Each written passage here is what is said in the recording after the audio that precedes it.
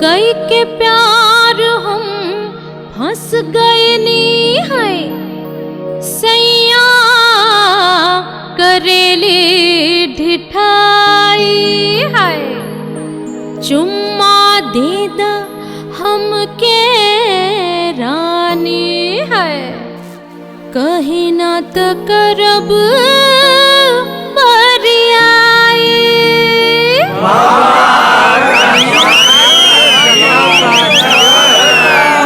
जोश में खोनी होश आपन पकड़ लेहनी हमरी कलाई। फिर काका कैनी उ हमरे संग बतावत के हम शरमाए। अहिला दादा का बात बा।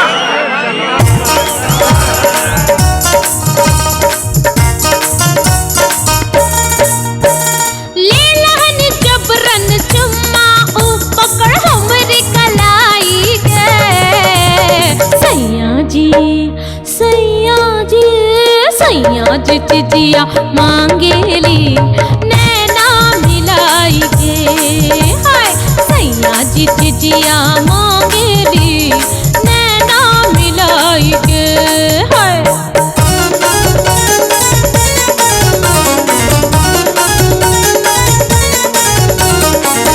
गम गरे गरे सरि सरि सरि सरि गरे गरे गम गम पा सरि सरि ध प नि ध नि ध प म गम ध प ध प म गरे ग प म गरे सा।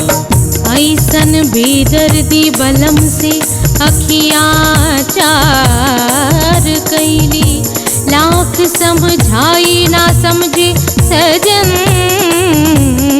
निहोरा हजार कैली। कबो बहिया पकड़े नी कबो दैया जकड़े नी कबो धकिया वे लागे नी कबो पटिया वे लागे नी। दाए दाए मनाई हमके प्यार अपना जताई के। सैया जी हाय सैया जी चिजिया मांगेली नैना मिलाई के। सैया जी चिजिया मांगेली नैना मिलाई के।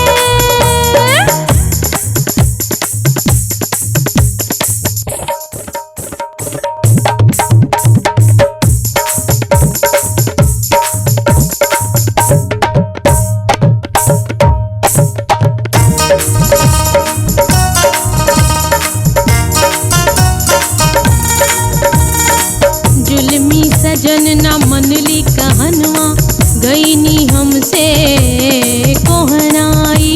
धई के उ जबरन पटकनी हमके बन गए नी कसाई। कबो ओढ़नी खिंचेली कबो चोली खिंचेनी कबो गलवा काटेनी कबो पटुआ चुसेनी। हमके सतौनी सैया जी हम पर पटाई के। सैया जी